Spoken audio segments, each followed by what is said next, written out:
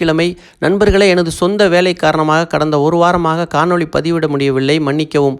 இந்த வீடியோவில் இந்தியாவின் 3வது மிகப்பெரிய மென்பொருள் நிறுவனமான HCL டெக்கோடைய 2ஆம் காலாண்டு முடிவுகள் வந்திருக்கு, பார்க்கலாம்.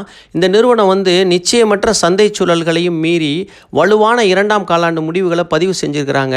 நொய்டாவை தலைமையிடமாக கொண்ட HCL டெக் நிறுவனம் AI மூலம் வருமானம் பதிவு செய்த பெரிய 5 நிறுவனங்களில் முதல் நிறுவனமாக இருக்கிறாங்க.